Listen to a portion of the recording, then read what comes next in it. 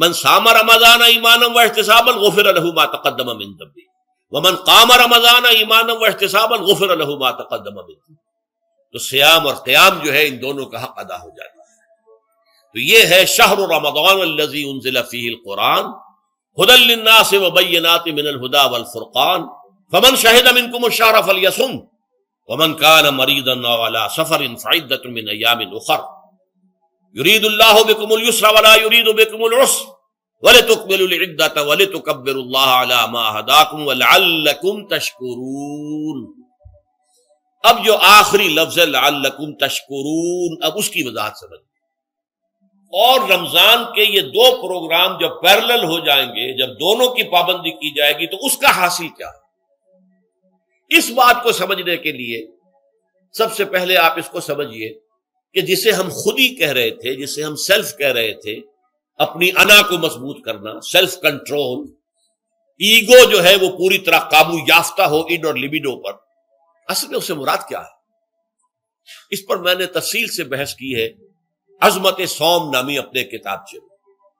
ویسے یہ ہے کہ وہ مشکل ہے، ذرا فلسفیانہ اس کا انداز ہے، لیکن یہ ہے کہ وہی باتیں آسان الفاظ میں جو دوسرا کتابچہ ہے عظمت صیام و قیام رمضان مبارک، وہ آسان ہے. اگرچہ یہ دونوں بہت ہی محدود تعداد میں ہمارے پاس ہیں، لیکن یہ کہ میں نے ذکر کر دیا، جو حضرات لینا چاہیں وہ لے لیں. لیکن یہ ہے کہ اس میں اصل پس منظر کیا ہے. دیکھیے ہمارا جو وجود ہے انسان کا، یہ کمپوزٹ ہے، مرکب ہے. ہمارے دو وجود ہیں جو جوڑ دیے گئے. کیسے جوڑ دیے گئے ہم نہیں جانتے، لیکن ہے دو وجود. ایک وجود حیوانی ہے، میں نے عرض کیا تھا پہلے ہی، ہر انسان ایک حیوان بھی ہے مکمل، سارے حیوانی تقاضے ہمارے اندر بھی. لیکن حیوان اور انسان میں بنیادی فرق یہ ہے کہ انسان کا جو اصل وجود ہے وہ روحانی ہے. اس روحانی وجود کی وجہ سے انسان کا وہ مقام ہوا کہ تمام فرشتوں کو اس کو سجدہ کرنے کا حکم دیا گیا. فَإِذَا سَوَّيْتُهُ وَنَفَخْتُ فِيهِ مِن رُوحِي فَقَعُوا لَهُ سَاجِدِينَ. فرشتوں سے کہہ دیا گیا تھا کہ میں ایک بشر پیدا کرنے والا ہوں مٹی سے. جب میں اسے پیدا کر لوں اور اس کی ناک پلک سنوار دوں، دو پلک درست کر دوں، تو پھر اس کے سامنے اور اس میں اپنی روح میں سے پھونک دوں تو گر پڑنا اس کے سامنے سجدے. حیوان انسان اور انسان روحانی یہ دونوں مل کر اب آدم بنے ہیں. نمبر دو، اس حیوان انسان کا وجود زمین سے ہے، مٹی سے پیدا کی، مٹی سے، گارے سے، طین لازب سے، چپچکانے والے گارے سے، وہ جس میں کہ بدبو پیدا ہو جائے، یہ ساری باتیں کہی گئی ہیں. اور سائنس بھی کہتی ہے مٹی سے پیدا ہوا. کیسے پیدا ہوا اس میں اختلاف ہے، لیکن یہ کہ ہے مٹی ہماری اوریجن، قرآن بھی کہتا ہے اور سائنس بھی کہتی ہے. اور ہمارے وجود کو جب وہ تھک جائے، مزمحل ہو جائے، اس کی انرجی کم ہو جائے، تو اس کے لیے جو غذا ہے، جو تقویت ہے، وہ بھی ساری زمین سے آ رہی ہے. آپ نے پھل کھائے، آپ نے گندم کھائی، آپ نے چاول کہاں سے آ رہے؟ اچھا بکری کا گوشت کھایا تو بکری کا گوشت کس چیز سے بنا ہے؟ اس نے گھاس کھائی ہے، اس نے پتے کھائے ہیں، وہیں سے تو بنا ہے. الٹیمیٹ سورس آپ کے وجود حیوانی کے لیے جو آ رہی ہے وہ زمین ہے. وجود روحانی کو بھی تقویت کی ضرورت ہے، وہ بھی مزمحل ہوتی ہے، کمزور ہو جاتی ہے. خاص طور پر جبکہ وجود حیوانی کا اس پر غلبہ ہو جائے تب تو یوں سمجھیے کہ وہ بالکل بے ہوش ہو کر موت کے قریب پہنچ جاتی ہے.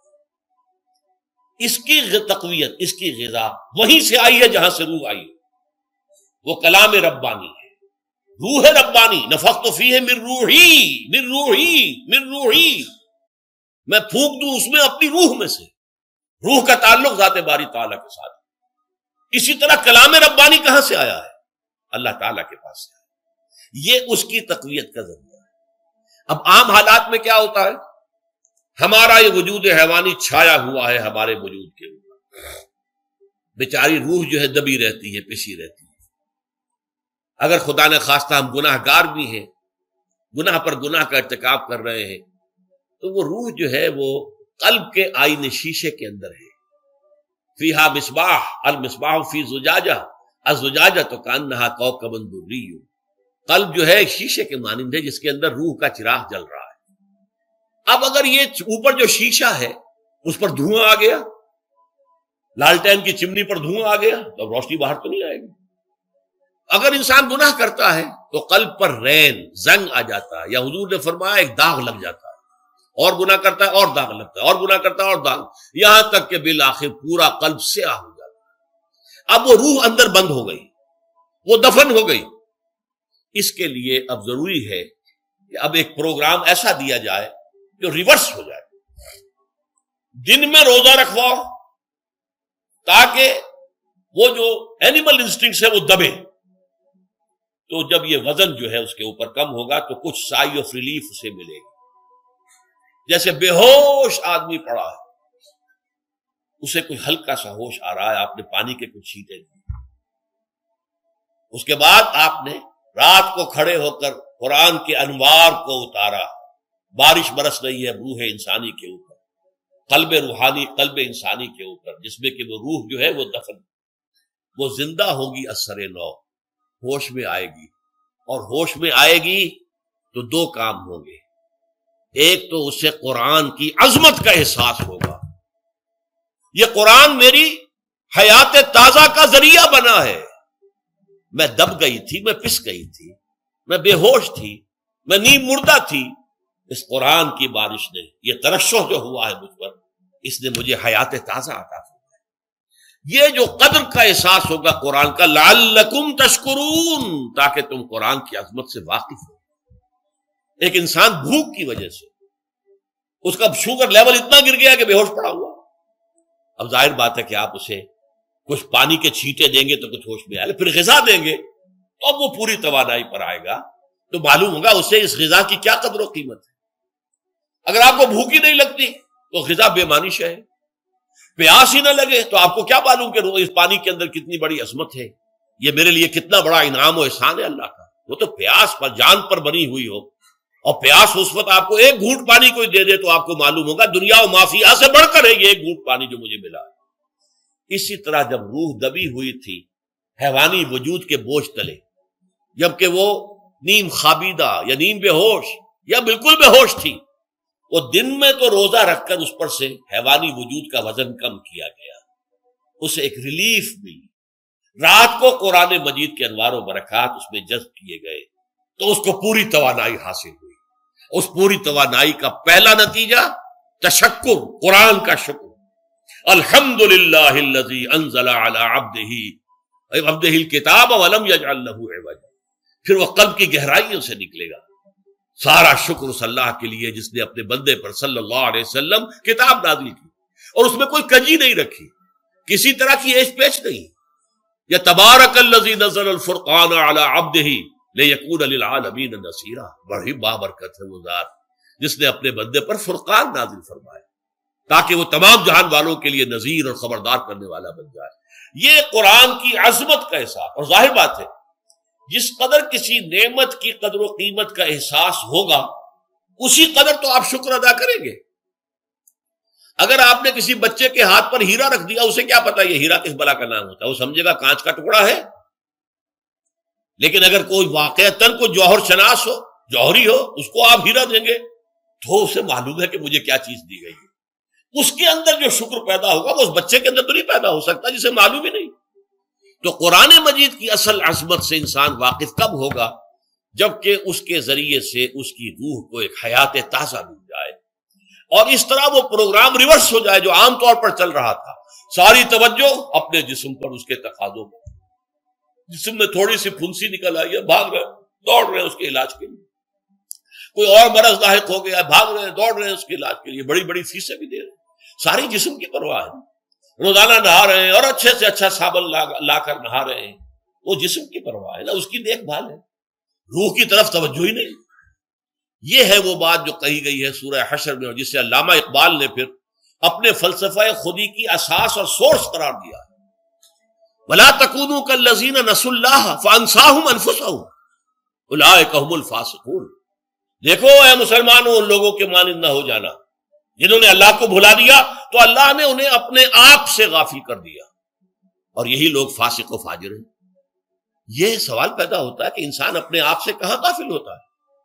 کیا اپنے وجود حیوانی سے غافل ہوتا ہے؟ کیا بھوک لگتی ہے تو ادھر ادھر منہ نہیں مارتا؟ غذا کو حاصل کرنے کے لیے کوشش نہیں کرتا؟ پیاس لگتی ہے تو کیا پانی یا کوئی اور مشروب تلاش نہیں کرتا؟ کوئی بیماری لاحق ہوتی ہے تو کیا اس کے علاج کی طرف توجہ نہیں کرتا؟ اسے آرام کی حاجت ہوتی ہے تو آرام نہیں لیتا؟ اپنے اس وجود سے تو غافل نہیں. کون سے وجود سے غافل ہوا ہے؟ وہ روحانی وجود سے غافل ہے. بھول گیا کہ میرے اندر روحانی وجود بھی ہے اور اس کا تعلق ذات باری تعالیٰ کے ساتھ. اس نے سمجھا کہ میں بس حیوان ہوں، نرا حیوان ہوں، اپنے اس وجود کی اصل حقیقت ہی سے بے خبر، غافل. چنانچہ آج کے دور کا سب سے بڑا المیہ کیا ہے؟ ڈارون کے نظریے کے جو اثرات پیدا ہوئے ہماری معاشرت پر، ہماری سوچ پر، ہمارے فکر پر، ہمارے فلسفے پر، ہماری سوشولوجی پر، وہ کیا ہے کہ ہم بھی نرے حیوان ہیں. اللہ اللہ خیر سر. یہ سب سے بڑی محرومی ہے اس دور کی کہ انسان اپنے اصل شرف سے خود ہی مستعفی ہو گیا. ہمارا کوئی وجود ہے ہی نہیں روحانی وغیرہ. روح کسے کہتے ہیں ہم نہیں جانتے، بس یہ جسم ہے. ہم اللہ کو نہیں جانتے کون ہے کون نہیں ہے. ہوگا ہم تو اس کائنات کو جانتے ہیں. ہم روح سے واقف نہیں، ہم تو اپنے جسم کو واقف. آخرت سے ہمیں کچھ پتہ نہیں، شاید ہو شاید نہ ہو، کچھ پتہ نہیں، لیکن یہ زندگی تو ہے، اسے ہم جانتے ہیں. یہ ہے آج کے انسان کا سب سے بڑا المیہ. اور یہ ہے ماس اسکیل کے اوپر ارتداد، ذہنی طور پر مرتد ہو چکے ہیں انسانوں کی عظیم اکثریت مرتد ہو چکی. یہ ہے در حقیقت کہ روزہ جو ہے اس پروگرام کو آ کر ریورس کرتا ہے. دن میں کھانے پینے، جنسی تقاضے پر پابندی، وہ وجود حیوانی کا وزن کچھ کم، روح جو دبی ہوئی تھی یا سسک رہی تھی یا بے ہوش تھی یا نیند مردہ تھی، اسے کچھ ریلیف ملا. اب اس کے اوپر قرآن مجید کے تیرے ضمیر پہ جب تک نہ ہو نزول کتاب، گرہ کشاہ نہ رازی نہ صاحب کشاف، ہمارے دلوں کے اوپر بارش ہو رہی ہو انوار قرآنی کی. وہ ظاہر بات ہے کہ بغیر سمجھے تو نہیں ہوگی بارش. وہ تو آپ کو سمجھ رہے ہوں گے تو بارش ہوگی، ورنہ تو یہ ہے کہ ٹھیک ہے میں پہلے بھی عرض کر چکا ہوں آپ کو ثواب تو ملے گا، لیکن یہ ہے کہ وہ اصل مقصد قرآن کی عظمت کا قلب کی گہرائیوں سے اعتراف جو ہے اور اس پر اللہ کا شکر تو ادا ہوگا. لعلکم تشکرون، جبکہ قرآن مجید جو ہے آپ کے قلب کے اوپر نازل، اس کا مفہوم نازل. اچھا، اس کا دوسرا نتیجہ کیا نکلتا ہے؟ جب وہ روح جو ہے وہ ہوش میں آئے گی، اس کو حیات تازہ مل گئی، وہ اپنے اصل مرکز اور منبع اور سرچشمہ کی طرف جو ہے متوجہ ہو. عربی زبان کا ایک مقولہ ہے، کل شیء یرجع الی اصلہ، ہر شے اپنی اصل جڑ کی طرف جو ہے لوٹتی ہے. ہمارا وجود حیوانی زمین سے زمینی کی طرف لوٹتا ہے، یعنی مرنے کے بعد زمینی میں چلا جائے گا. اور نمبر 2، دنیا میں بھی زمینی خواہشات، زمینی تمنائیں، آرزویں وہ ہیں. ولکنہ اخلد الی الارض، جیسے کہ سورہ وہ کہا گیا ہے بلعام بن باعورہ کے بارے میں سورہ اعراف، وہ تو زمین ہی کی طرف دھنستا چلا گیا. ہماری روح کا منبع اور سرچشمہ ذات باری تعالیٰ ہے، وہ امر رب ہے، لہذا فوراً انسان اپنے رب کی طرف متوجہ ہو. یہ اللہ کی طرف متوجہ ہو جانا اور پھر اس سے ہم کلام ہونا اور اس سے دعا کرنا، یہ ہے روزے کا اصل مقصد. جب سیام اور قیام رمضان مبارک کا دوہرا پروگرام ہوگا تو روح انسانی یا انسان کا حیوانی وجود اپنے مرکز کی طرف مائل پرواز تھا. حسن، اس کو کہہ لیجئے اپنے مرکز کی طرف مائل پرواز ہے. روح ہر شے اپنی اصل کی طرف لوٹ، لہذا یہ اللہ کی طرف متوجہ ہو. یہ اللہ تعالیٰ کی طرف متوجہ ہونے کا معاملہ دنیا میں رہا ہے کہ لوگ کہیں جنگلوں میں جا کر تپسیائیں کر کے، غاروں میں بیٹھ کے، بڑی بڑی ریاضتیں کر کے کیا چاہتے تھے؟ مجھ کو ہے تیری جستجو، مجھ کو تیری تلاش ہے، خالق میرے کہاں ہے تو، مجھ کو تیری تلاش ہے. میں نے یہ نظم جو ہے تقریباً 6 سال جو ہے ہر روز صبح، ہمارا جو ہائی سکول تھا اس میں جو صبح پریئر ہوتی تھی، لوگ سب جمع ہوتے تھے، پورا سکول جو ہے اس کے ہمارے طلبا، تو یہ نظم جو ہے پڑھی جاتی تھی. مجھ کو ہے تیری جستجو، مجھ کو تیری تلاش ہے، خالق میرے کہاں ہے تو، مجھ کو تیری تلاش ہے. روح انسانی چاہتی ہے اللہ کا تقرب، اللہ کے قریب ہونا، اللہ سے رشتہ استوار کرنا. یہ وجود حیوانی حائل ہے اس کے راستے میں. یہ حیات دنیاوی اس کے لیے پنجرا بن گئی ہے. اس روح کے لیے یہ ایک در حقیقت ایک قید خانہ ہے. جیسے کہ حضور نے فرمایا کہ دنیا سجن المومن و جنت الکافر، مومن کے حق میں یہ دنیا قید خانہ ہے، اس کی روح جو ہے یہاں آ کر اس جسد حیوانی کے اندر جو ہے وہ دفن ہو گئی ہے، قید خانہ ہے، اس پنجرے میں بند ہو گئی۔ تو لیکن وہ کافر کے لیے یہی باغ و بہار ہے، یہی پر عیش کرنے ہیں، یہی پر مزے لوٹنے ہیں۔ تو اس سے در حقیقت ریلیف ملتا ہے تو انسان متوجہ ہوتا ہے اللہ کی اور دعا کرتا ہے، اللہ سے ہم کلام ہوتا ہے۔